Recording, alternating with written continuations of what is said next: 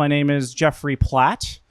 I am I guess by trade, a creative technologist. I work presently for a company called Falcons Creative Group that's based out of Orlando. They predominantly work on designing very large location-based entertainment complexes and theme parks and theme-based and intellectual property-based facilities. So I work as the basically technical consultant within the company, and I help educate a lot of our designers and artists on different types of technologies that are available to them, and then how the art can kind of be conveyed and the messages can be conveyed back through technology into the real world.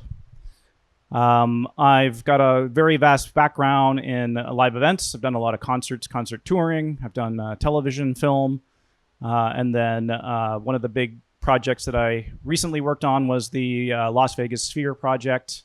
And I helped design the video playback systems for both the inside and the outside of the Sphere. So that's a little bit about me. So I'm going to go, as we did this morning, we'll start stage left, your right, and we'll make ourselves to the stage right side of the stage. So, yeah. Thanks, Jeff. My name's Cynthia Noble. I'm a consultant in the public digital art space. And my most recognizable project right now is Art on the Mart in Chicago, where I serve as the executive director, so kind of de facto staff. And we founded the project in 2018, so we're in year 7+. I'm also working on an upcoming digital mapping project in Seattle as part of a major park renovation along Elliott Bay. And also working on a project for Vornado Realty Trust, which is the REIT that owns the Mart in Chicago, where Art on the Mart is located. Working for a second project for them in Manhattan near Penn Station, another outdoor digital platform. So my principal interest is how we're using some of these technologies and creative approaches to improve our cities across the U.S. and beyond. So I'm very interested in digital public art and in the urban space. Thank you. Thank you, Cynthia. George? Hello. Hi, I'm George Berlin. So I design things like what Cynthia has. So we've been projected at Art on the Mart in 2021, I think. But mainly immersive experience design. So connecting people to places with great experiences, projection mapping, big LED screens, light sculpture, basically, get to design cool things all day. And a lot of it with pertain to music, and like musically driven design is a big part of what we do. And there you go. Thanks, George. Dorothy? Hi, everyone. My name is Dorothy DeStefano. I'm from Australia, if you can't pick up on the accent. And I arrived last night, so bear with me because I'm feeling pretty jet lagged. So I'm an art curator, and I generally work on either really large light art festivals or very small festivals. And I guess the area that I specialize is in the intersection of art and technology. I also work as a creative strategist. So I'm currently working with James Cameron and Disney on some avatar experiences, both in Shanghai and in Brazil. So it keeps me really busy. Lovely to be here. Thank you, Dorothy. Isabel? Hi, my name is Isabel Clavo. I guess I'm a designer. I've been designing corporate and experiential events since I was my first one. I was 14 years old at the Prado Museum. my dad asked me, "Can you help me make sense of this 18 screen slideshow?" It was slides back then, long time ago. And then all my life I've been my background is engineering and psychology. It's got nothing to do with art or design or anything like that. But my dad was a photographer. My mother was a painter. My sister is a designer. My cousin is a designer. My aunt is a designer, and then all the rest are psychologists. Sounds like could have been a very difficult and kind of Yeah, a little bit of a frictious household there, Isabel. It's an interesting household, definitely. I bet you guys had some interesting dinner discussions. Yeah, definitely. Anyway, I've been working mostly in corporate communications all my life, for like large Fortune 100 corporations all around the world. I've been to like 50 countries doing like giant things, and then I've been working with AI the last 4 or 5 years since the NFTs started, and I've been Since the exploring NFT that. craze. The NFT craziness, Yeah. like 5 years ago, something like that. Yeah. And this I like to experiment with new things all the time, and that's what I'm about. It's like, oh, this is new. I need to learn it, but it's almost impossible to learn all that stuff in so little time. But that's what I'm doing. Thanks, Isabel. Brian. Hi, I'm Brian Duffy. I work for Panasonic. I was told today my title is way too long. It doesn't mean I'm important. It just means I have a long title. I'm the strategic account manager for live entertainment within our division at Panasonic. That title is way too long. Yeah, so we'll use acronyms at Panasonic for everything, but I didn't want to have to do that to you. My focus is really for Panasonic, and I'm sure some of you, many people here have some type of item in their house, whether it's a hairdryer, it's an old TV, it's an old VCR player, something that says Panasonic on it. Really, over the course of the last 20 years, Panasonic has started to really transition its offering of electronics from consumer brand items to commercial grade items. And my division within Panasonic is audiovisual. So we manufacture high lumen, laser projection, and broadcast equipment. And within that business unit, my concentration is really live entertainment, which means that's theme parks that are being built, our rental and stager partners that are being able to supply this equipment, in this case, Rentex, and then also supporting events like this that showcase the use of our technology in really a new, exciting medium. And just for context, actually, all of the projectors that you guys see that are put up around Alice Beach and used for digital graffiti are manufactured by Panasonic. So. Yeah, we're excited. This year is the first year that we're able to say that digital graffiti is essentially powered by Panasonic, that we are the official projector provider for digital graffiti, and we're very happy to align ourselves with such an amazing event. Thanks, Brian. Woohoo! So let's start to kick things off in high gear. I have a tendency to kind of go off the rails a little bit in terms of how things are put for panels. So we might shift things around, but I've been trying to get a little bit more procedural. So we're going to try and keep things kind of in a flow from left to right, and we'll make our way and navigate through this. We'll try to disrupt you as often as possible. Thank you, George. Thank you. So Cynthia, I want to start with you. In regards to your role, especially being, as you mentioned, a consultant and working on a lot of these very, very large art-based installations, I know this panel mentioned some commercialization, which we will get to at some point in the game, but I really want to try and focus, at least the very beginning, on kind of some of the more raw elements of curation and selection, and then kind of a little bit of that creative process that maybe George could speak on a little bit, on how you curate and how you basically go through the process of selecting artists and how you work on producing content for these spaces. Thank you.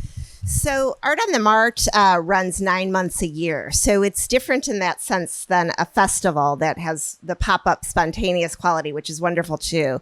So we're thinking more like a museum or a gallery in the sense of our programming calendar, where we have at least 3 distinct seasons: spring, summer, and fall into late fall. And we are projecting at least 4 nights per week. Currently it's Thursdays through Sundays. April through December, usually for about an hour a night.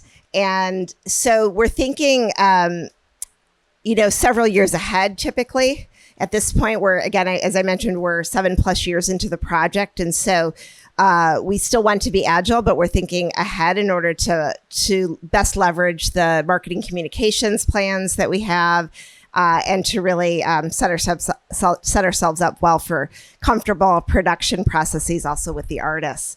And so typically we are producing about 10 to 12 projections a year.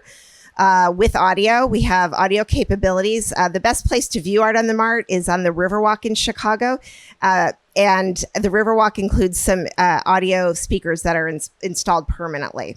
And if you're not familiar with Chicago, the Merchandise Mart is an incredibly large building. The facade, the river facade, that we're projecting onto the surface is over 2.5 acres. So that's larger than 2 American football fields. So the scale is just enormous, and it's hard to even appreciate unless you're there in person. I still feel wonderfully overwhelmed by it at times when I'm down on the Riverwalk looking across the river onto the projection surface. Our projectors, by the way, are installed across the river. So when we think about curating, we're thinking, again, long-term, and we've gone through a number of selection processes since the beginning. We've had to kind of experiment and see what works best. So we've done everything from open calls to limited RFPs, where we've identified a short list of artists and invited them to submit proposals from which we selected. And in more recent years, we've pared down to more direct invitations of artists as the project has had an increased brand awareness. Our staff is very small, pretty much me. And so it was just overwhelming to contend with the How many volume different of applications. personality personas do you think you have? Oh, as many as needed. I can make them up on the spot. I've seen at least 3. She's. Of course, we do tap into the staff resources at the Mart, but it is a very lean operation.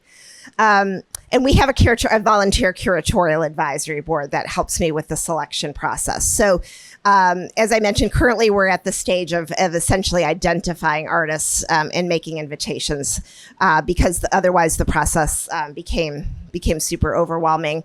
And frankly, didn't bear as much fruit as you would expect through an open call, because the platform, as any video mapping platform, it's very particular. It has its it has its specifications and demands, and then the criteria upon which we place onto the platform as well. So things like conceptual rigor, facility with the technological innovations that go into video mapping today, solid development of formal artistic concerns. So it makes a lot of sense to kind of understand who's working in this way and to make that invitation. The curatorial advisory board is composed of other curators in our city from the Art Institute of Chicago, the Museum of Contemporary Art, the director of the art fair in Chicago called Expo Chicago, and then we've started to bring on some international folks. So we have a curator based in Milan, Raphael Gigax, our principal guest curator based in Zurich. So really, really an international set of perspectives. And we're looking to have a balance. Our curatorial program is a balance from top art international artists, like Barbara Kruger, who may have never worked in this medium before. I'm calling it a medium, video mapping. Very proficient folks like George here, who know everything there is to know about this field. George is in so much trouble. And then also school students. And so like here at Digital Graffiti, you see the work from the Seaside School and another school as well, I believe. And so it's interesting because when we first took that approach that is very democratic, many folks cautioned that if we worked across levels of expertise and reputation that way, that it might limit us in returning to the top international artists. And that's not been the case.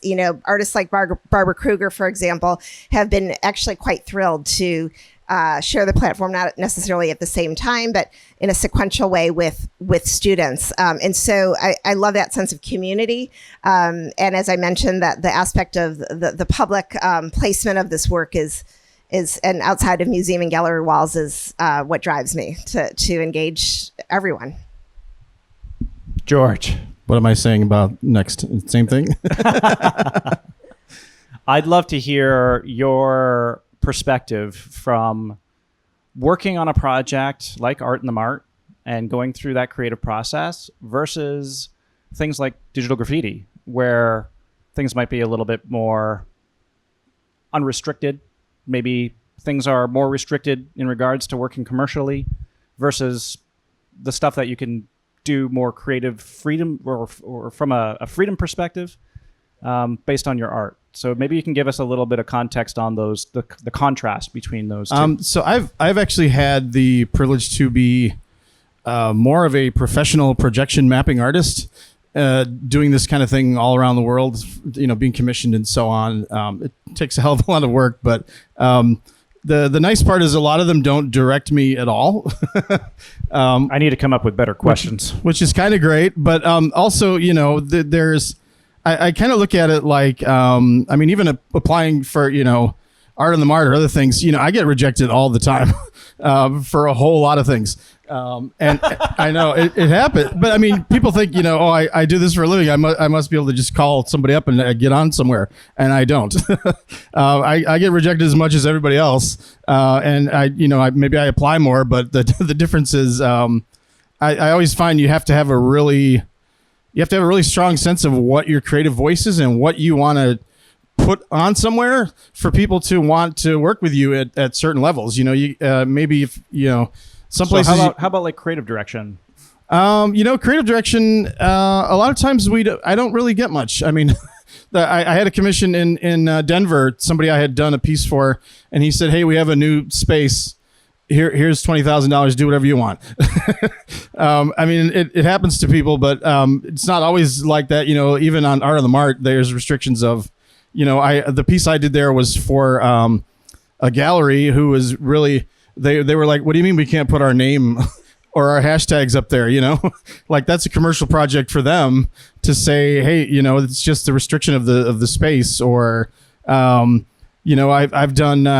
I did a 3D billboard for Meow Wolf, which obviously was a lot of art direction from them in terms of, what they want to see, how long it has to be, how much we show their name, the callback. So it's, for those things I get to be art directed, but like they're a slightly different kind of client than a lot of things. But, one thing I'm trying to work on as an artist is getting hired to be myself, which I think is hard.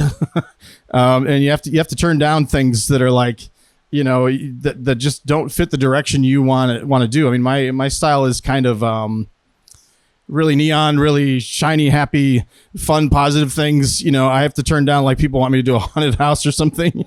Like I can't do zombies ripping each other in half. It just doesn't fit the aesthetic that I show everywhere else. So it's kind of like you need to know who you are and what you want, the stories you want to tell when you apply to places. I think it's kind of a big deal. I think that's one of the most beautiful things, though, about the art and about being an artist is you find, we were talking about this actually at the judges lunch that we just did. And for those of you that don't know, there's a judges panel that takes place for every digital graffiti where we have the panel and we basically walk the whole festival. Each art piece, you'll notice, has a little number next on their placards.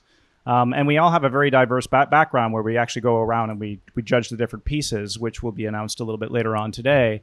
But we were talking about, the style of an artist and the respect of the art that they kind of create and the niches that they make for themselves. And I was talking a lot about like the evolution and the iteration of seeing these different processes come from an artist. And I think maybe that has a lot to do with the selection process, of course, on what you're really well known at doing. And I guess another question, maybe I'll present this a little bit later, would be, to what regards do you have to diversify in the jobs that you do? How far outside of your comfort zone have you been asked to go into, if at all? I've never mind. We're going to do that question now. Okay, we're going to do that question now. So the first 3D billboard that I did, I didn't actually know how to do it when when I started. There's a very particular process to design one of those. So I just looked it up. I mean, it's. I know some people. So you winged it like I'm winging this now. Yeah, I mean, it's like people were saying earlier. You know, you. I think what connects a lot of us together is just being curious about how things work and trying new things, and you know, just if something's exciting to you, just jump in and try it out. And sometimes it's not going to work, but at least you know you maybe you'll find something amazing to do on the next project. You know. Awesome, Dorothy. Let's. She's like, hi. So you're working very heavily inside of the commercial world where there's a lot of different direction that's happening. Could you maybe give us some of the insights into some of the work that you're asked to do and asked to provide that might vary from the kind of things that you might see around here? Sure. Without really actually seeing them? So I work globally, but predominantly in Saudi Arabia. So I've been working there for about 4 years. And one of my main roles is as a curator for the world's largest light art festival, which is called Noor Riyadh. In the first year, which is 22, we curated 201 artworks across the city, which is huge. The budgets were massive, as you can imagine. But what was really wonderful is the convergence of all these incredible artists from around the world hitting Riyadh all at the same time. And it was just a beautiful experience. I now act as the curatorial manager. So I essentially bring on the curators and I help to, work out what the overarching narrative is and then work out what the narrative is per hub that we create. And then also, what's the conversation that is happening from one artwork to the next artwork. So really telling a story between the artworks rather than this is a great piece of art and let's put another great piece of art here. How do people feel as they move around? The other role that I have is working with the Ministry of Culture. So in the last 2 years, I've created 700 concepts for future events and festivals. So working heavily on how do we raise the profile of Saudi Arabia, but also, they're very keen to make it the arts capital of the world. So they're spending a lot of money in that space. So that's just some of the work that I do, but mainly in Saudi Arabia. So in contrast to something that is extremely well funded, to some of the other installations and things that you've seen, what are some of the bigger differences in the quality of the art and maybe the ways that the installations are portrayed? So I know that for an example, I've been to some festivals with some very, very well curated pieces that have had a lot of thought put into them and have been very well commissioned, where they've gotten teams of artists have gotten pretty exorbitant amounts of money to create these pieces, versus going into, a very kind of like low level artist collaborative space, where the artists are kind of experimenting with different pieces. And, I've seen pieces that have been not funded at all, that have just kind of taken me away, and have changed my entire perspective on what the capabilities are. And I wanted to kind of get an idea of what your experiences within that and maybe how much influence that has on some of the work that you do. I don't think it's about funding. Like, obviously artists want to be paid well for what they do, right? But when we curate an event, we're always looking at, what are the top tier artists that we want to bring into the program? What are the middle tier artists? But the most important is what are the emerging artists, right? And how do we get them to collaborate with some of the top tier artists, So there's this knowledge share that's happening. So I don't ever think that it's the money. I honestly think it's the artist. No, it's the artist's ability, right? It's their passion. That's what really resonates. So I've seen a lot of artists that get paid really, really great money. And honestly, I wouldn't I don't rate their work, right? Because I feel like they're at that level. They almost don't have to try now. There's a bit of that going on. Whereas emerging artists really have to put their heart into it because they're trying to grow as an artist. Yeah, and that's actually an interesting take on it, because I believe almost every artist is emerging in some regards. They get to a certain point where they are emerging, and then they get to maybe into the spotlight, like we were talking about Rafik Anadol this morning. And there's always been a little bit of controversy now around some of the pieces and the way that he does things, because a lot of it's rinse and repeat. But I look at him as also being a pioneer, and he was emerging at the time where his art was released to the world. So it's kind of interesting to see that, how that. I agree. I feel like he needs to evolve. He should be moving to that next step now, because there's so many artists that are doing what he's doing, and some of them are doing it better than he's doing it now. So, he's in. Yeah. And Isabel, moving over to you, knowing that you do a lot of these different types of works and that you've been doing a lot of different experimenting in artificial intelligence and different tools, and you've got an absolutely beautiful piece here at the festival this year using a lot of those different techniques. I'd love to hear some of your views on your. I don't want to turn this again into a huge AI panel, but I do think it's very important, and as John mentioned this morning, it's a very important thing to bring up in regards to the evolution of where we're going. And there are a lot of actually generative pieces and art forms that have been used using AI tools. So I'd love to hear, or in the festival, so I'd love to hear kind of some of your thoughts in regards to the creative process in using some of those tools, and how they are now influencing the work that you are doing, as well as some of your own commissioned work for the corporate events and the things that you work on. Where to start? Well, as I was saying earlier, I've been making commission work for corporations, more for global corporations, usually for private corporate events for like more than 30 years. But in the history of my process, I always like to play with whatever was new at the time. And then I know you've always been pretty bleeding edge and pretty. I've worked with Isabel for quite a number of years, so yes. I've seen her evolution. Yeah, and to she's me, always been pretty. I'm gonna let you speak. I'm sorry. She's always been pretty cutting edge, bleeding edge.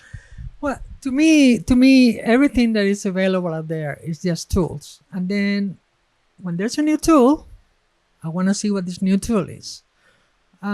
It's extremely important, especially you want to keep on the bleeding edge, which is bleeding sometimes.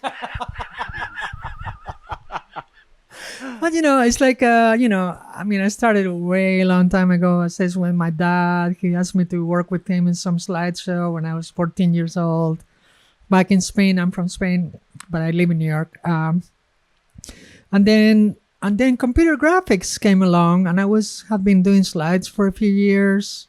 I did some giant experiences over there with in front of the Cathedral of Toledo. We made this kind of art show with slides and lasers and movie projectors. At the time, that was the technology. There was no computer graphics. But then computer graphics came along. And then I said, where can I go learn computer graphics? And then I thought, I think New York looks like a good place. So I moved to New York. And then I started connecting with people who were doing computer graphics at the beginning of computer graphics. And then I became one of the 8 specialists in the country who were doing computer graphics for corporations. And then I used to get called from San Francisco, Atlanta, Chicago. I went to Toronto once. And then when I came back, I didn't have my papers, because I was an immigrant at the time. And then they said, no, sorry, you can't come back in. After working there for a training, I was teaching them how to use this technology in some company in Canada. And then they turned me back. There are worse They places turned to me get back trapped. at the airport and say, okay, so what do I do? So I said, I'm gonna cross the border walking through Niagara Falls. So I took a bus to Niagara Falls, and then I went across, and then they asked me, how long are you going to be in the country? It's like, just a few hours. I just want to see the falls. And then they stopped my passport. Eventually, I became a citizen.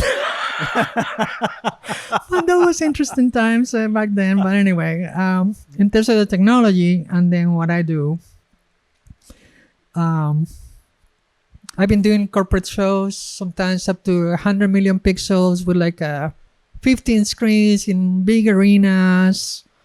And I met a few presidents. I met like a bunch of CEOs, big corporations. I mean, last time I met Obama was a year and a half ago in Singapore. Before that, I met Bill Clinton years ago. I met George W. Bush. I mean, you meet all these people, because you go to like high-level meetings, mostly corporate level, C-level people. And then you do all this like amazing stuff for them. And then, in my opinion, I wouldn't call that art, because it's a commission. You say, okay, you need to, here's the brand. You need to work with the brand and make something amazing. Yeah, so you have a lot more restrained guidelines that you're starting with right out of the gate. Right off the gate. Yeah. So it's green. Yep. And then you have to make everything specific Pantone color of green. No, but you can make. They allow you to make shades of green. Okay, otherwise it will be boring. But you make all this stuff. And so across my life, I was always trying to use what was available when generative art started before AI. It was Notch, it was Touch Designer, things like that, many years ago. Then the media service came around. It's like you need to integrate, with the media servers, and there's the projection mapping involved. And then when you work in such giant projects, it's impossible to know how everything works. So you really need to work with a team of specialists, and then you need to communicate. So, okay, so you send me this file, I send you that file, we're going to check it out, we're going to set this up, the mapping is this way, there's like X millions of pixels, blah, blah, blah, blah. I mean, and you have to figure all that stuff out before you can really get going, And then you have a design, and then you have to put it in this giant canvas, I mean, sometimes you never know. And sometimes, as George was saying, sometimes you don't know how it works until you actually try it and get on it and work with a team, because, I mean, I remember doing things by myself 30 years ago, but that's no longer possible. And the way things are advancing, to me, for instance, AI, it's an amazing tool that enables you to do like a million new things that you couldn't do before. But, it's a tool. It's a tool. It's like, what can I do with this? You see, and then you have to learn it, of course, as much as you can, which is almost impossible because it changes basically every week. One of the panelists earlier, Devin, was actually mentioning that this morning, that the speed and the evolution of artificial intelligence is just exaggerating, and how much it's going to shift and change even from how we know it today to what life is going to be like in a year from now. Because it's changing so rapidly, and there's new websites and tools and things that are popping up every single day. Yeah, see, just to finish, so basically, I remember all my life being like a year or two ahead of the times in terms of what was possible. I mean, that was my impression, because I always got calls from people, hey, how did you do that? And then I will tell them, it's like I did this way, this way, this way. But now I feel like I'm 2 weeks ahead of the curve. 2 weeks ahead. I mean, in today's age, that's actually quite a bit. So, Brian, thank you, Isabel.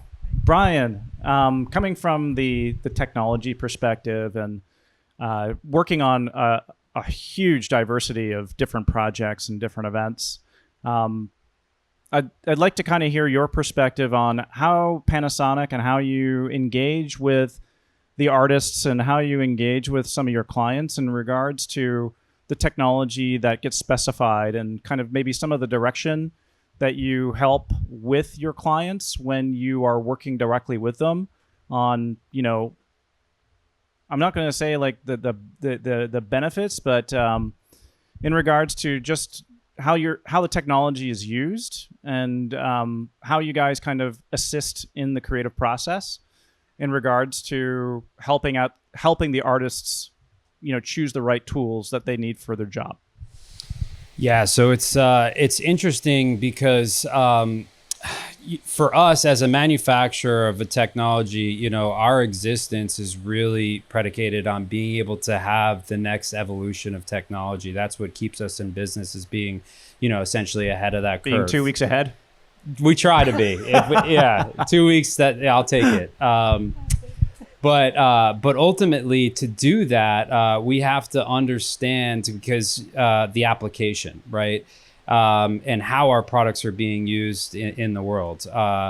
To develop in a vacuum it would never work, right? We have to understand how these products are being used and how those applications are evolving. And my favorite part really is working with artists and working with very creative people, because I work for a very large Japanese company, and it's very sometimes one mind thinking, right? And to complement that stringent corporate environment, you know, I've really pushed us to be able to collaborate more with artists, because of course there's really no innovation without experimentation.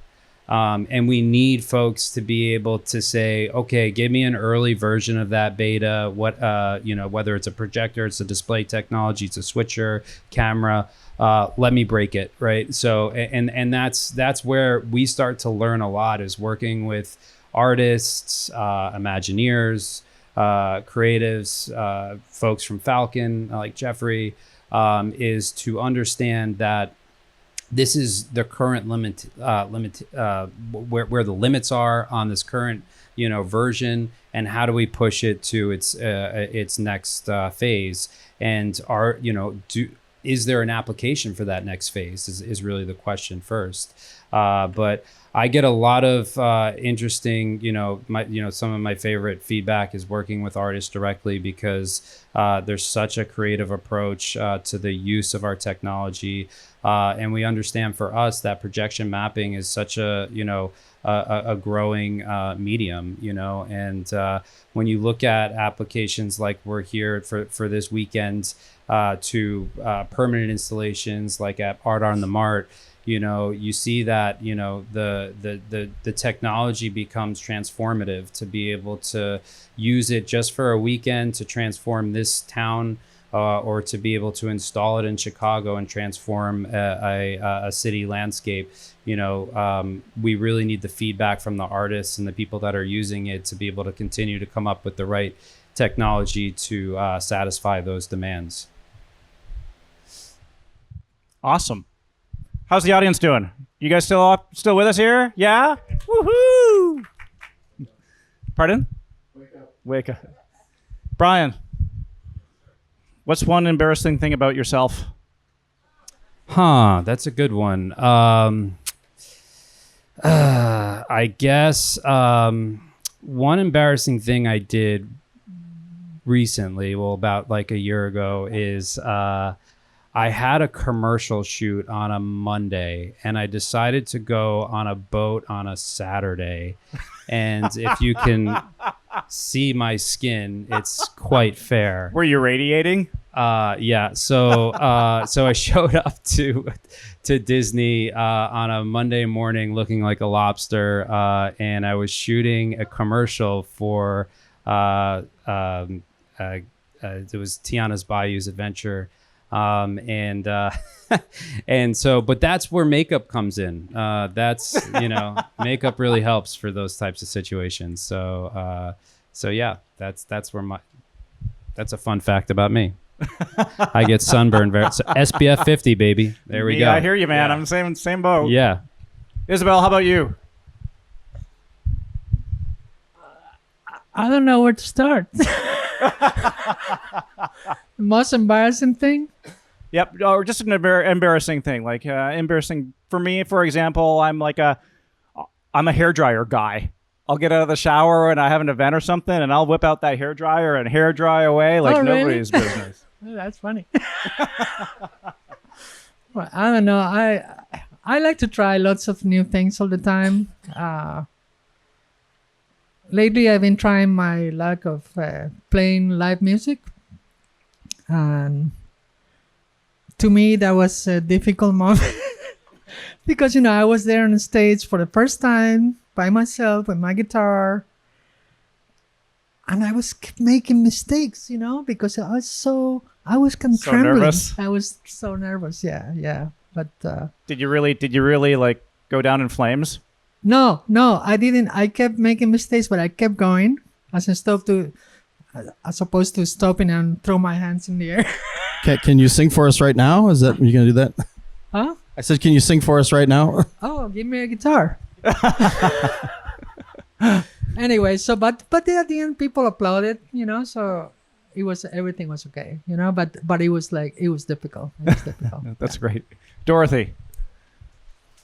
So I had a really dumb moment recently. I'd been traveling for a while, and I was talking to this other person, I won't mention any names, and had a bit of an ego about him. And he was talking about how he was going to be in this jury. Don't forget, I'm on this jury, and kept saying this, this prestigious jury. And Really? I just and I said to him, "Oh, I hope the murder case is really interesting," because I hadn't connected it. Like I was just sleep deprived, so yeah. George. So if can you hear me? Yeah. Okay. If I drink soda really fast, I hiccup like a chihuahua. It's really nice. So just follow me around. Can we get this man a soda? Cynthia. Okay, I still cringe at this one, but a couple of years ago, I'm going to share a failure that turned out to be an embarrassment because I think we don't talk enough about failure as part of so what true. we do. That was kind of one of the causes. Yeah, for the question. we hear that about young people, but it's true at every age. I think that it doesn't feel good to fail. But we actually at Art on the Mart, which I mentioned is quite large and very public, and we get hundreds of people out. Many hundreds for an opening, especially. And we put the wrong file up one night. We put the artist's earlier iteration up, and I kind of knew it as soon as I saw it, and I had to cringe through the entire 11-minute piece. It was really, I was very lucky because the artist was incredibly gracious. And actually, the next time I saw her, gave me a bottle of wine, which I could barely even receive it. I was still so horrified. And of course we fixed things the next night, but her opening night was ruined. And so, it's the reputation of the project. It was all the things. And so it just, it put us to work to think about our workflow processes. And we ended up creating a proprietary system for how we receive files from artists. We custom designed it so that things were organized in a better way, so that there weren't any possibilities of miscommunication between me and curatorial and our tech team that is receiving files, ingesting, putting, getting things ready to put up on the wall. And so, I think we've come out stronger, and we were able to end up doing more projects per year because we got that process in place. And so, and we decided to commission this artist, which is rare because we want to always give new opportunities, but we decided to commission this artist for new work this year. Her name is Carrie Hansen. If you come to Chicago in the summer, please see her work. It's a beautiful work called Super Bloom that focuses on that unique event in deserts when there's just the right amount of heat, just the right amount of rainfall, where you get this incredible flowering of desert species, botanical species. And, it's a subtle comment on climate change as well because of the fragility of our environments, but a lovely piece that originated as a dance work on stage. So I just, yeah. So my embarrassing things, have to do with failure. So I'm like many of us humans, I'm learning to embrace failure and not let the embarrassment derail me from moving forward. And I think you said something similar, Isabel, about experimentation. So thank you. And I know what you're all thinking. Jeff, what's happened to you in your career? I'm sure there's a few there. There's definitely quite a few. I would say one of them it was a very high profile gig. This is a long time ago, before direct view LED screens were around and everything was projection. I was hired to do design and production for a show. It was basically a corporate show, but they had Maroon 5 as a headliner.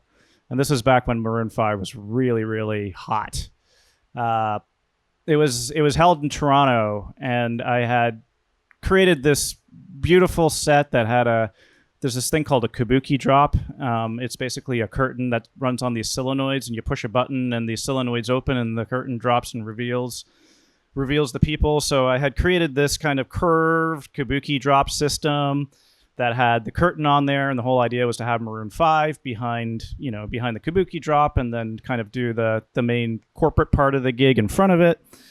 And then I had these huge, massive projection screens that sat above the stage and kind of ran across. But I was also responsible for doing the rigging and the rigging design, and I kind of forgot that, projectors make shadows. So this thing had possibly like 100 or 200 motors that were suspending all these things in the air. And I had put some thought into this, but I kind of forgot about the projection cones on how they kind of work. So I ended up having some chains in the way. And I remember my client coming up to me afterwards and going, what are those lines up there on the screen? And I was like, oh shit.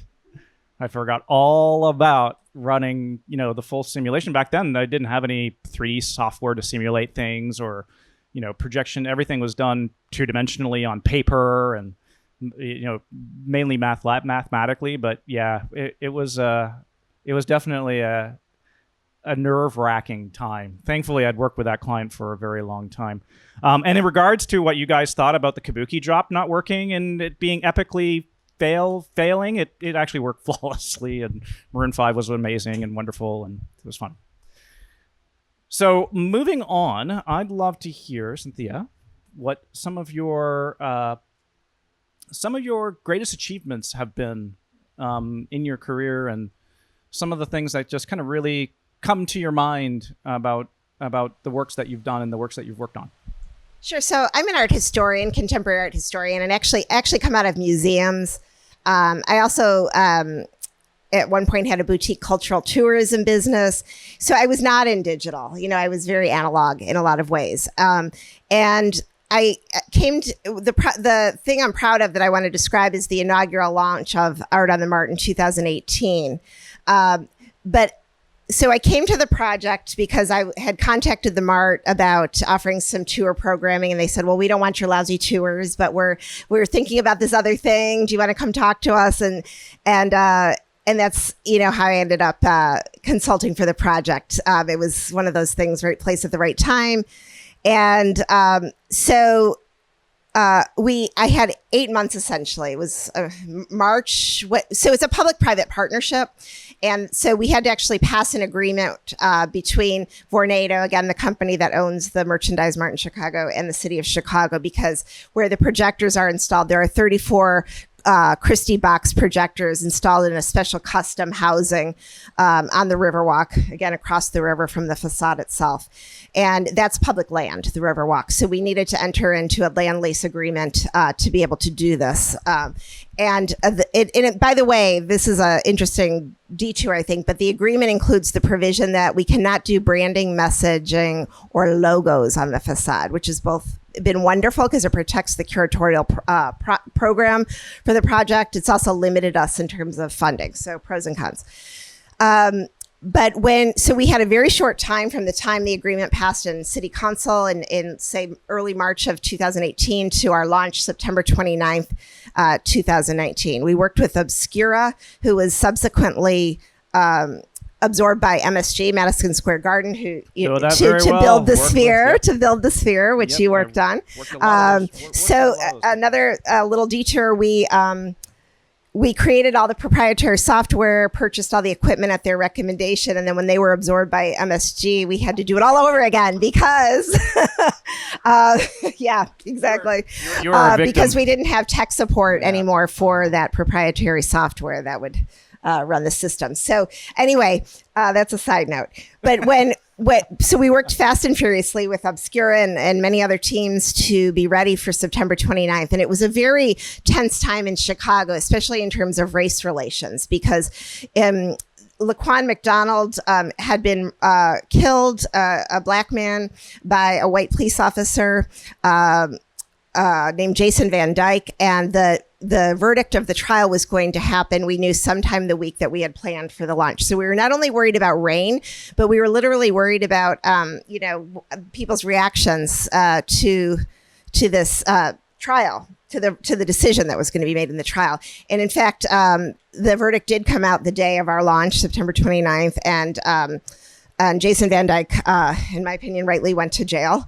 But what was and this is finally getting to your question, what was amazing to me was that even amidst that moment of tension, 32,000 people showed up for this inaugural launch. And so we had Wacker Drive, which is the street above the Riverwalk in Chicago, closed for the evening. And most of the evening I had been down at the lower level, dealing with operations. And at one point I ascended the staircase up to street level. And I could not believe my eyes to see the sea of people, because I think for a lot of us as creative workers or people who love art, just a fan, we often find ourselves advocating. We're always advocating. Why is this important? And sometimes we even try to justify it through metrics that matter to people that are not art people. And it was one moment in my life where I felt like there was no justification needed. It was so clear that people wanted to convene. They wanted to be together. And this is even pre-pandemic. Remember 2018, people had a need to convene, and they had a need to convene around art, and art that was technologically inspired, because that was part of the sense of wonder. And so as we've moved on, almost 8 years now, there's been many ups and downs to leading this project, but I always hold that touchstone in my mind of that it matters. And I see that it matters here as I walked around this neighborhood. It matters to this development, to the whole 30A community. And I'm just thrilled by that. And I'm thrilled to be part of this public art experience here. Thank you. That's awesome. George, Yes. I wanted to kind of dive a little bit into the history of art and some of the processes that kind of... He asked the person next to the art historian. Yes. What can I do Well, for you? I wanted to know about how your art is influenced, and if it is influenced from artists from the past, and styles, and in regards to the styles that have been created, and what kind of styles you might actually follow that have been established Yeah. along the way. Some I think what inspires me, I talked earlier about your art needing to have a voice. A big part of what I think of with all of this is, Art on the Mart is such a ridiculously huge screen. And a lot of things we've done, they're 10 stories or they're, 900 feet wide. Like, that's a huge space to give to somebody and say, express yourself, and I feel I don't know. I think my face would look awesome up there. your face would look great. It's a good question also. That's from earlier. Yeah. But, that's a huge canvas. And I think a lot about, people that have no chance to express who they are, that are underrepresented or marginalized intentionally. And I feel like it's a huge responsibility to say, I'm going to put something on this building that says something to people. And, so one thing I think about a lot is just that people need more joy in their lives. They need more delight. They need more wonder, and to be able to go out and create stories that inspire people and make them feel good. I think it is an amazing thing, but it's also what inspires what I do is I want to make people feel better. about, just being alive. And part of why I like to be in this field so much, I used to be more in like advertising and motion graphics, and you never see, when you make a commercial, first of all, people usually, that's when they go to the bathroom or, they avoid it. They talk over it. Nobody enjoys your commercial and you don't see them enjoy it. And I think what's so great about all these live experiences, you get to like be there when people experience your work and you get to see their faces. I mean, even last night, the preview, there was somebody who was filming and I was just watching him smile, filming what I did. It feels so good to be like, we all think we have no effect on the world. Like we can have one and that can be it, And I think that's what's so great about this for me is just to feel like I'm accomplishing something good in the world with what I do. And that's like a big part of why I design the way I do. Yeah, that's a great answer. I would add pop art as a art historical reference. Ah, yes. And Definitely old pop video art. games. You go see my thing, you'll understand.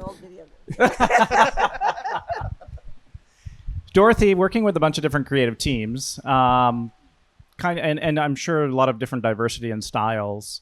What have been some of the things that have really kind of captured you or taken you back based on the different ways and the different art pieces that some of these artists have created over the years?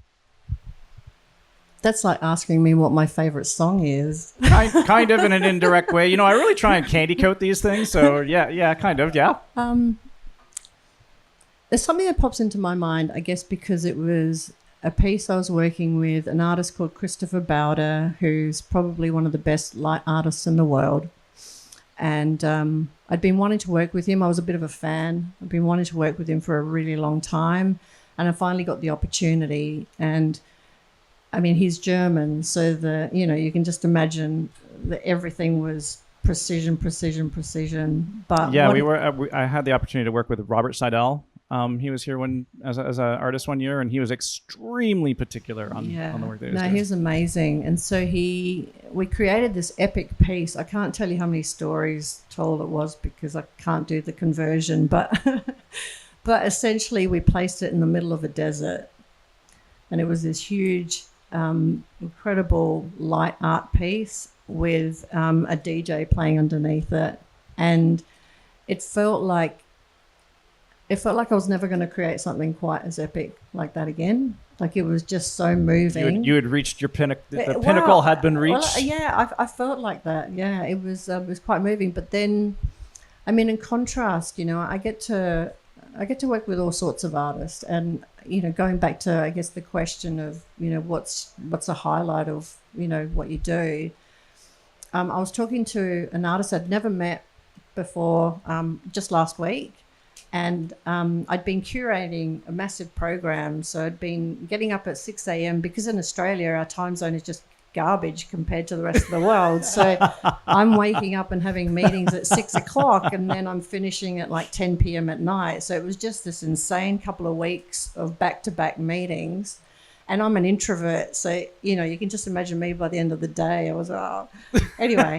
Leave me alone. Yeah, so I was talking to this artist, and I said, sorry, I don't have my camera on. It's like 6 o'clock in the morning. I hope that's okay. And I was telling him about what was going on. And he said, "Oh my God, you must be so exhausted." And I said, "I have the best job in the world. Like I get to talk to incredible artists all day, and I think." For me, it's the human. Like I think we talk about art a lot and we say, this is a great piece and that's a great piece and whatever. But it's the person behind that artwork that is, we need to really honor that person. And sometimes in festivals, that's not done, right? It's like I don't know, I'm sure you've seen those festivals and there's just great art and no one talks about who actually created it. So for me, I think that's crucial. We were mentioning this morning. One of the beauties about this festival is the opportunity to actually talk to the artists and have access to them and be able to see what their processes are and kind of how they've evolved. And really, it's really an intimate engagement where things aren't abstracted, from that whole idea of some of these bigger events it's just impossible to have that intimacy. I've been in some events where they don't even think about it, like talking to the artists. I'll even say, hey, yeah, I'm going to be there. You want me to talk to people? They're like, no, we don't do that. It's like, but this is the people that like we make this stuff. Don't they want to hear about it? It's so strange, but it happens sometimes. I think it depends on the intent as well. There's a lot of different intents that are put forth, and one of the things that has made digital graffiti so unique is the intent here is that sense of community and that sense of being able to be directly engaged and in touch with the artists and the art. And speaking of that, we've got Isabel over here smiling away. So Isabel, what are some of the kind of inspirations that you have in the art that you create? What are the things that you kind of root into in order for your creative visions to kind of come to life? I can divide that in like two answers. One is the work I do for my clients, and that, I try to explore the tools that are available and see what I can do with them. I kind of like bring something to make it an experience. I try to always make it an experience. I try sometimes it's a 3-dimensional experience, sometimes it's 2-dimensional, sometimes it's like something that comes at you, something that takes you away, things like that. But that's my work. And even if it's sometimes it's very impactful, I don't consider it art. It's just mostly design and implementation of things, I mean, there's a lot of creativity on it, of course,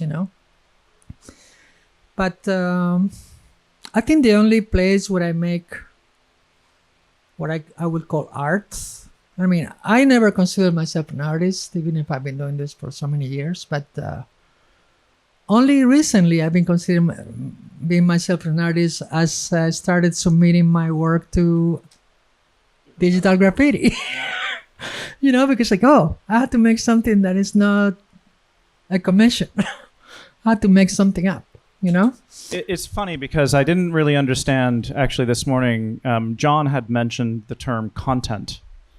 And content to me is everything that kind of gets generated, content. We see content everywhere. Right.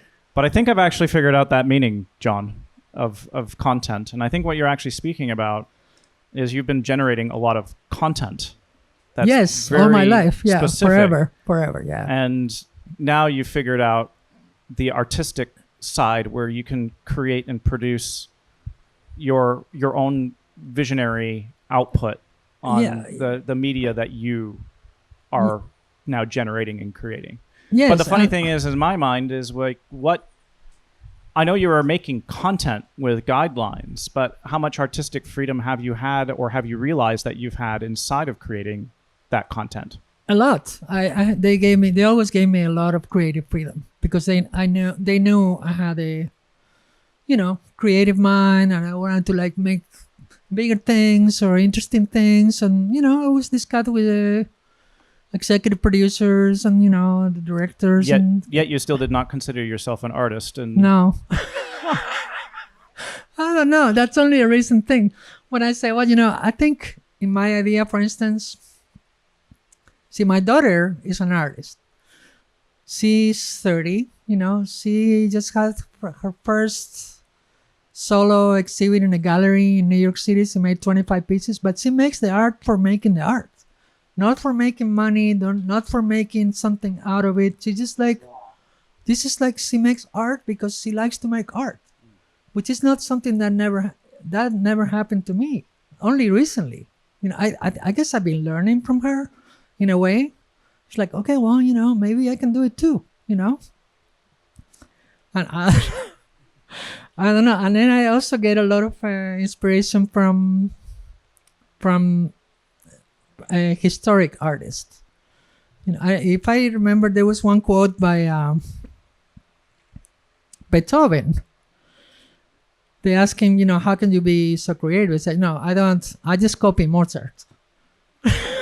And that's an actual quote from Beethoven, I mean, from the 18th century, whatever, But, I mean, it's like, what's wrong with you have Leonardo, you have Degas, Picasso, I mean, Jackson Pollock, whatever, and And you look at all this art and all these people, they have an incredible sense of color combination, palettes, expression, and it's like, I'm looking at these things, oh, there's a lot of blue and yellow, and not so much red. But, I love red personally. But, it's like, but you look at the stuff, and then sometimes I even use their painting and kind of like make AI explorations out of them or whatever. And, particle generations, like, things like that, and It's every interesting time I that you use say that, that because your piece actually combines a lot of everything you've actually just mentioned. A lot of different color, vibrance. There's definitely some sense of Picasso. wow, I think the color is... There's a fluidity in there that kind of represents some of the touches that you just mentioned, Beethoven. There's all these different parts in your piece that's showcased here. Yeah, and then you go through different color shifts and things, which I think it gives you something more than if you just stay with one palette, Yeah. Anyway. Yeah, it's really, really interesting. Brian, I'd love to hear some of your successes as well in some of the projects that you've worked on and some of the projects that kind of really have resonated with you, stayed with you throughout your career, whether it's with Panasonic or not, in working inside some of these different creative spaces. Sure. Yeah. Well, yeah, I'm fortunate that like I said earlier, I get a lot of access to some creative folks. So whether that be within themed entertainment or what has this new emerging location-based entertainment type of immersive venues. But I think one that sticks out to me was, I guess early on in my Panasonic career, getting a call from someone, and sometimes things just end up on my desk, and and I'll follow up, whether it be some kind of lead form or something, and called up and spoke to this team that said that they were looking to build, this really kind of immersive story in the middle of in the middle of New Mexico, Santa Fe. And I said, and it was such a wacky concept and such a crazy idea that I was intrigued, right? And kept going down that path and sent out projectors to this team, and they did some testing, and they come back, and then ultimately that turned into Meow Wolf. So I've been working with that team for a long time on being able to provide our projection as a vehicle for them to help tell their story. But was for every one that's successful, there's 10 unfortunately that fail. But what can we learn from the failures, from the ones that maybe don't make it from a business standpoint, versus the ones that have been very successful? And I think that really, the secret sauce is that story and the storytelling, the power of that storytelling. And Meow Wolf had such a unique concept and such an out of the box type of thinking, and it was cool to go through the journey with them on that. Awesome. Well, at this point, I'd actually like to thank our panelists for being here with us today. So thank you all. I think it's been a very interesting discussion. At this point, I'd like to open up the floor for any questions from the audience. So anybody who might have a question they might want to ask any of the panelists, now would be the time. Hi, I am Komal Goswami. I am actually one of the artists for the festival.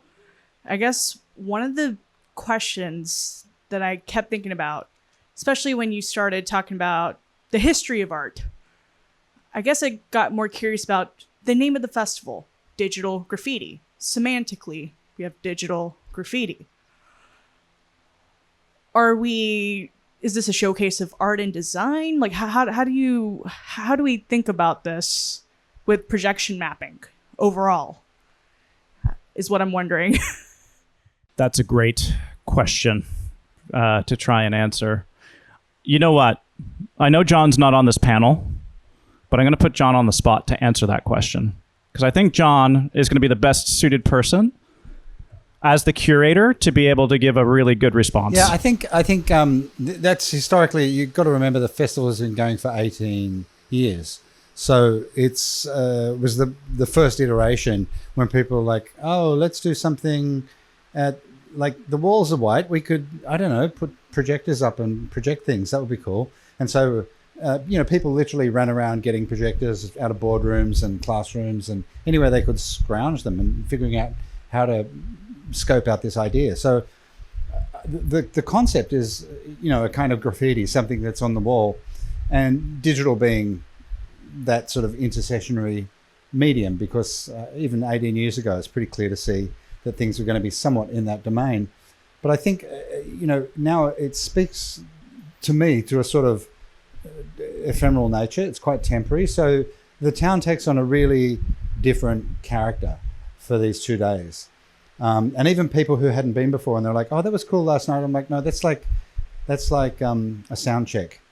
It's like being at a sound check and going, wow, that was a really good concept." No, tonight will be actually the event, and Saturday, 2 different kinds of audiences, 2 different things. But the fact that it happens and it's very multi-layered, and then it's gone. It's almost like you get the chance to draw something on the town, to paint it, or to allow people to inflect an image onto the town, and then very non-destructively it just disappears. You wake up Sunday morning, there won't be a stick of production gear in the town. It's just swept clean.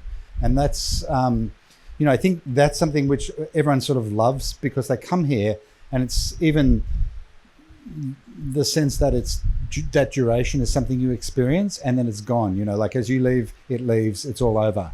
And so I think this speaks a little bit now to that sensibility of its temporary nature, if that makes sense. Yeah. Thanks, John. My name's Jonah. I'm a local here. I'm a photographic artist. And the question I have for you guys today is, what's a belief that you've either had to let go of or adopt in order to grow into the creative role that you guys have today? So I know you guys all have different roles, different creative backgrounds, but the question is, what's a belief you've either had to let go of to become the person you are today, or what is a belief you've had to adopt to be in the role you are today? That's a great question. Who wants to take that one on? I'm happy to start. So I guess in the corporate world, people talk a lot about what are your 5-year goals, what are your 10-year goals. Like there's, it's very structured. And I guess my evolution, so I started as a musician, and then I guess I was trying to work out what I wanted to do when I grow up for about 10 years after university. And so I studied audio engineering and all these other bits and pieces. And if I hadn't just let things take me, almost like, I know there's a saying that you flow like water. If I had been really rigid in the direction that I wanted to take, I wouldn't be where I am right now. So while I think there's definitely benefits in having, a goal that you're aiming for, but also looking at the opportunities around you is really important. One thing I want to add is, if you look at the professional projection mapping world, the people who do it all the time, big companies and things like that, a lot of those people have a sort of style that's been adopted. Especially if you go to like Europe, you'll see a lot of people there. You can tell they're getting their music from the same site. They sort of have everybody's got a feel, and there's like pressure to be like that if you want to be in that world, and it's really hard to to succeed if you're in certain places if you're not doing what everyone else there is doing. And I think a big release for me was like, I'm not going to try to be the way those people are. It's not my look. Some of it's too intense. It's not what I want people to feel when they see what I'm doing, and it's kind of hard to like step back and say I'm gonna succeed by doing something else in that area. And it's like pressure to be yourself or not. And then I know that's a big pressure for all of us. Like, what do I do to survive? And so that was I think was a hard but like really important decision for me. 2 things. One is that I had to shed a lot of fear because when I came into the role of directing the Art on the Mart project, because it is so public and we had an enormous amount of media attention, particularly at the beginning and ongoing. And so I just had to shed a lot of fear and that tendency I had previously to allow my value to like exist externally. and so it's been a process of bringing that back inside, and knowing that, just trusting myself more and knowing my own value, and knowing the value of what I stood behind in terms of the artists and the ideas we were putting out there. And then the second thing is I don't know if this is a belief as much as a tactic, but it's become more and more important for me to work across sectors. In other words, talk to everybody, particularly in our ongoing polarized environment in the US, at least, ideologically, because, I see my role currently as a bit of a translator. I work very much in arts and culture, which has its own sensibilities, ethos, etc. And then I sit in a corporate real estate office, one of the biggest. I swim with the sharks.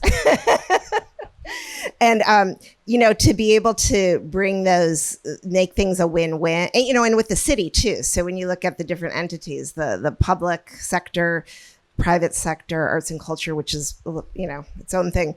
I think it's really important to withhold judgment. It's all the things we talk about lately, to listen well, and to work together. We have a lot of challenges to address, particularly in arts and culture as a sector, and we need to do it all together,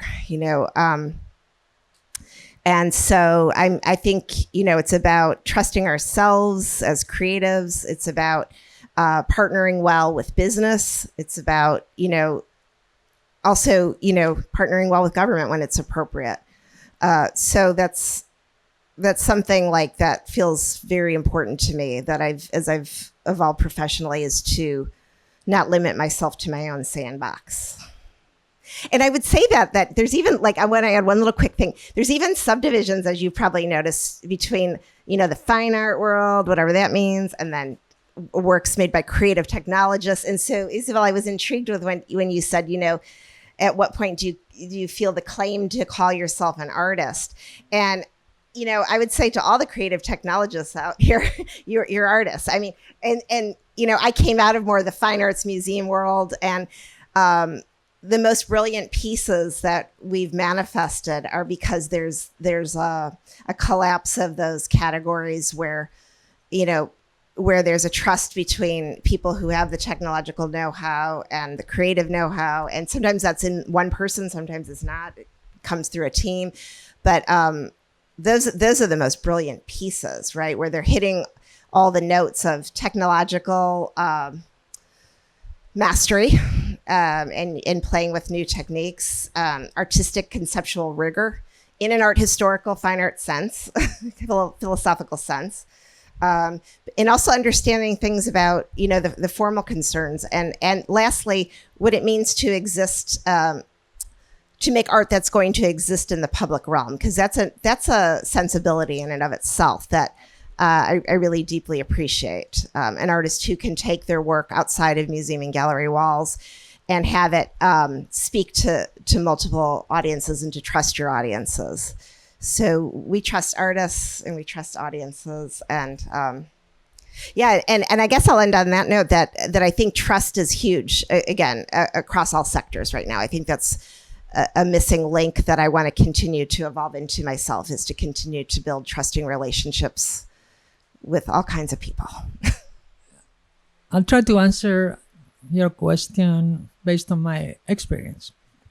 I was fortunate enough that I'm a second generation multimedia, because my dad started doing that back in Spain. And then I worked in Spain on this, and then I kept climbing because, but my family had a little agency, so, it's like when you have the king and then the king son or the king daughter is the next, that kind of thing.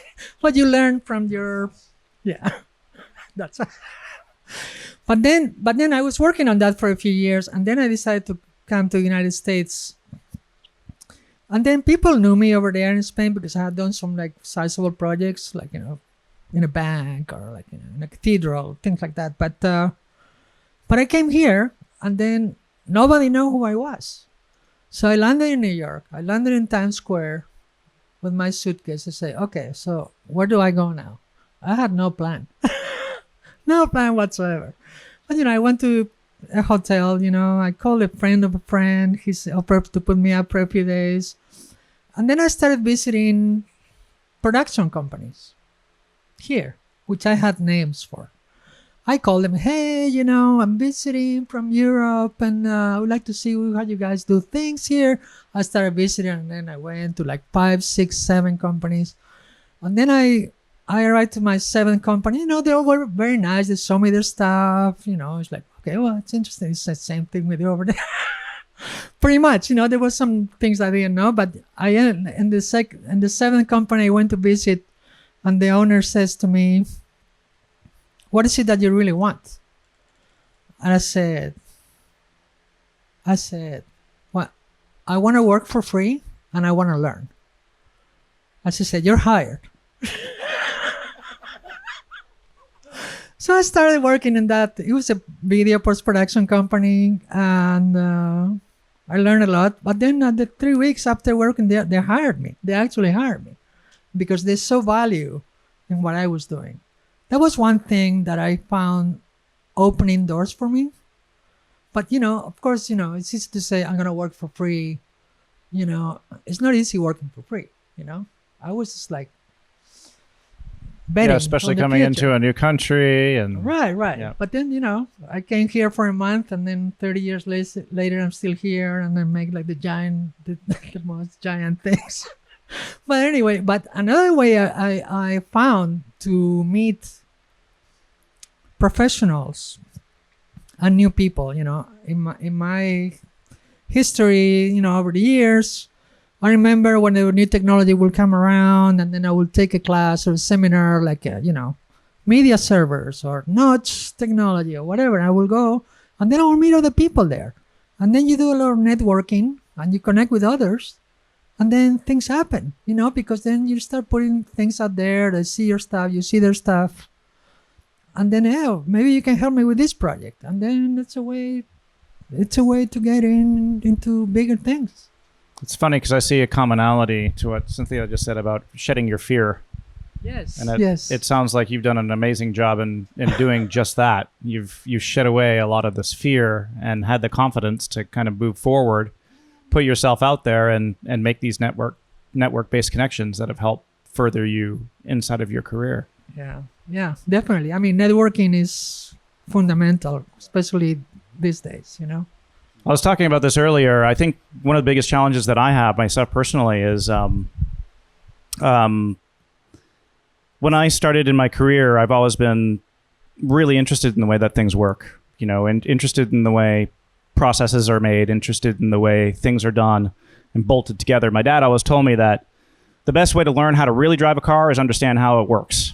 And, there's a lot of truth in that. So I was really fascinated with the technical side of doing things, and throughout my career, I've become really well known from the technology aspect. But I've got a creative streak in me 10 miles wide, and trying to be able to express that professionally for me has been extremely difficult because I get labeled, and I get known inside of my industry for things that I'm good at doing and things that I've been reputably known to achieve. So those expectations basically get automatically set. But as I get older and I start to kind of look at where I want to go in pursuing other avenues of my career, it's really hard sometimes to pivot. It's really hard to kind of change and move in those directions and kind of reinvent yourself. I almost feel like I need to sometimes move to another country myself to start again from scratch. But, at a different point in life, it becomes more difficult to be able to do that. But I was speaking to actually some of students this morning about just that, about kind of being privy to how you put yourself out there and being privy onto, how you kind of navigate your way throughout your life and your career. We had one more question down here in the front, so we'll... Hello, I'm Nicole from Sky Voice Media. We work in film, games, and animation. A curiosity that I have, I'm on the corporate side. So, but definitely an art connoisseur of all kinds. Question is 2 questions, and you just pick them as you go along in the panel. It says, how do you ensure the preservation of longevity of digital art and AI-generated pieces? And the other is, what are some of the latest trends and techniques in digital art that you're exploring? That's for the emerging artists that are in the audience. So that's also for the emerging artists that are typically circulating our scene. They'd like to know that. I don't see it. I don't see. I mean, Repik and Adele had things at the moment, right? Temporarily, right? But the stuff I do, for instance, lasts 3 days or 5 days maximum. So you make all this huge amount of work, you make all these incredible designs, whatever, animations, and then you rehearse, you deliver, and then nobody ever remembers it again. And you cannot even post it online because it's private, right? From AI, from what happens in AI, I'm not really sure, because the amount of content that is being delivered every day, it's like it's an incredible amount of content. How is that gonna survive? It's not like a Goya or a Van Gogh or any of that stuff, right? I mean, there's all this like ephemeral. It's all ephemeral, right? I'm not really sure if anything's gonna make a mark enough to become a piece that transcends our times, because also it's constantly evolving. So I'm not really sure. I don't really see. I mean, maybe others have an opinion. I've got a little bit of an answer to that, to some regard. So some of the stuff that you're starting to see, there's actually a piece here called mutations, and mutations is based off of using stable diffusion, and stable diffusion is pretty popular, especially inside the digital art world right now. But there's some interesting techniques that artists are being able to do to kind of localize those training models. So the training models are kind of sandboxed, if you will, or let's just say capsulized inside of a moment of time. So the really interesting thing with mutations, for example, as a piece that is almost exclusively AI generated, is that the mutations are going to be very similar over and over and over again, because those learning models are taught in a way that happened at that moment and captured during that moment. So they can't kind of expand or reach back out, unless you reconnect them, of course, to learn any more than what they've been restricted to feeding back. So I think in the future of AI generated content, it has to kind of probably take on that methodology of being caught in a moment of time to be preserved, to keep the integrity of the art piece that was made dependent on those AI models at the time, which can be really, really difficult, because I'm talking about something that can now be really contained, but some of these AI models are absolutely massive. And it would be really interesting to say, take a piece of Isabel's content that she made, say, 3 weeks ago, and then rerun those exact same prompts and the exact same techniques through the exact same engines. And I can almost guarantee right now that it's not going to come out the same. It's going to be a different piece. It's going to look different. It might have some similarities, but it's going to look different. Yeah. Sometimes when I'm making AI generated stuff with different models and different tools, I'm looking for something specific, but sometimes I get surprised by the results.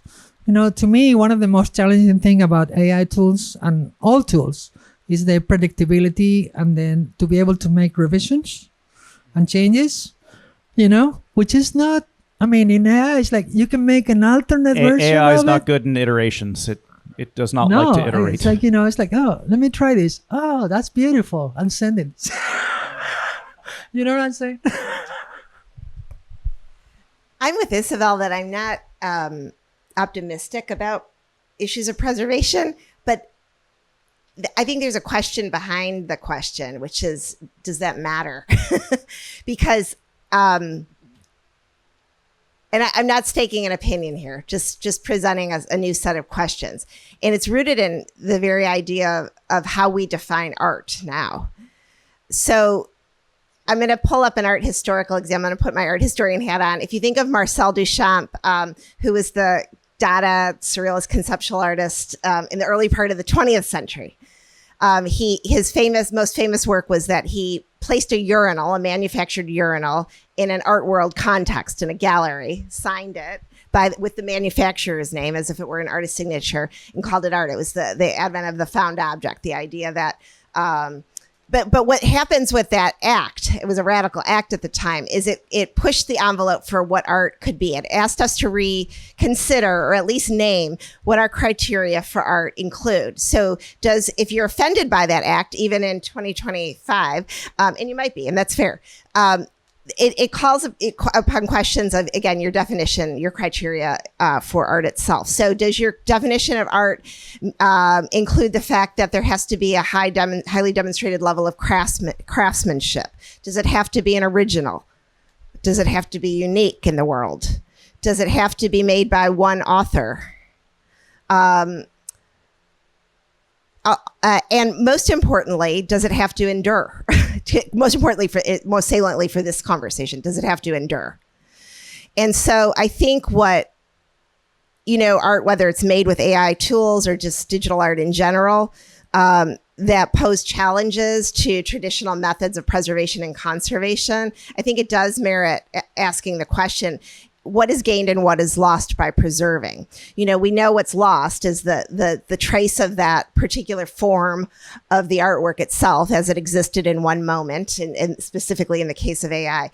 But what could be gained is a sense of spontaneity, a sense of ephemerality that could really empower artists and agents of change to be willing to let go.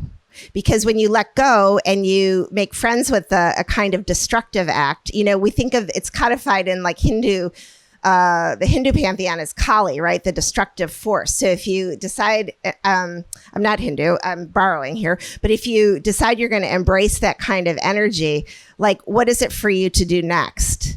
And so, and I'm not putting a stake in the ground of what my opinion is here. In fact, I've directly avoided this question in how we work at Art of the Mart, because we just license works by artists for typically up to 5 years. We don't directly commission to collect. First of all, our team is too small.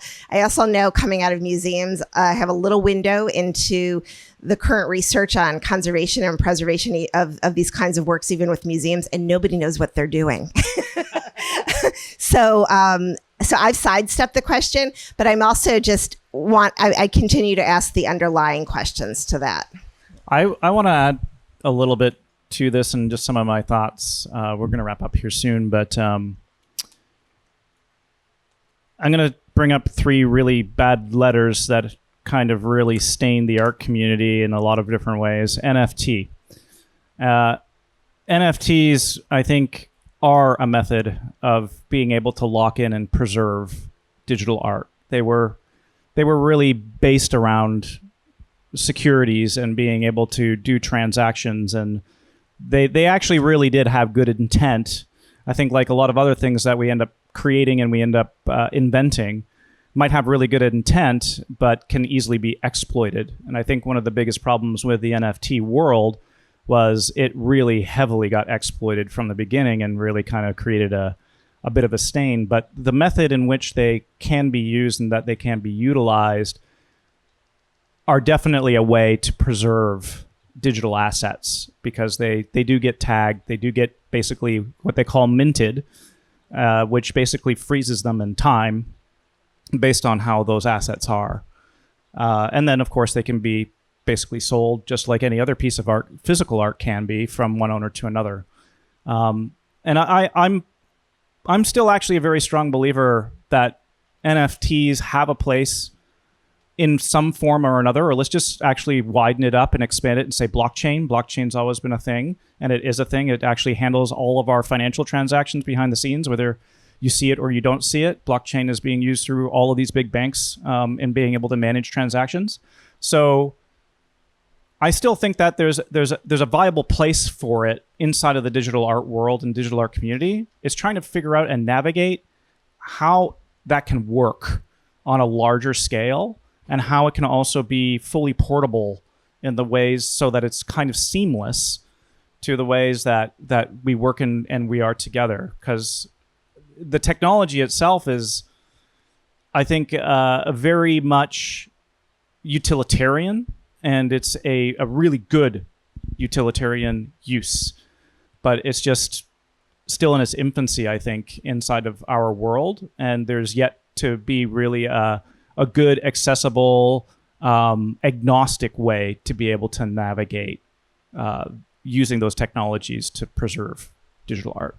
I wanted to talk about your second question about tips and techniques and tools and all that. I'm a big fan of the idea that I think tools don't matter. In a way, and the problem I have, especially as a commercial artist, is if you're competing on your skills with tools, there's always somebody better than you, and it turns you into a commodity. You're the best Houdini artist or touch designer or whatever. I think all of us in here, and you look around the festival, we're all at a certain level. We're not here because we're the best at what we do. We're here for our style and our viewpoint. And I think even back to the AI question, yeah, and some for fun, but I mean, we're all here. We've been chosen because of what we do and how we do it. And you know, the AI question, I don't really use the AI because, like, my whole thing is about the quality of a certain type of motion, and that I think people are better at, and especially musical motion, and like that's like a style that I bring to everything I do. It doesn't matter what I'm using. And it's just an example, but I mean, there are people that, people I've met here that use 20 different tools to do what they do, but it's all about like recombining things or different, what they want to do with it, I think is what's more important than what we use to do it. So sorry, me again, but real quick. I felt like I gave museums a bad rap, so I went ZKM. ZKM.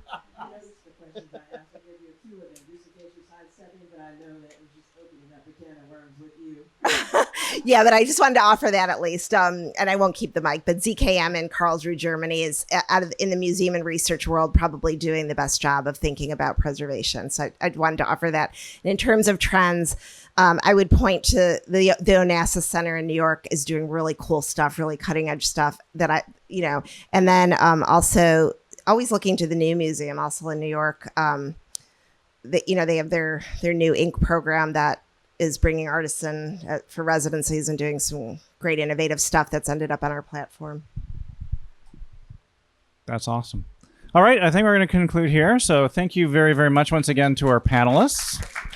Thank you very, very much to our audience. And thank you so much to, again, the Alice Beach Foundation for helping us, and of course our fabulous crew for helping us with the audio and archiving these digital assets or these moments. But yes, thank you so much.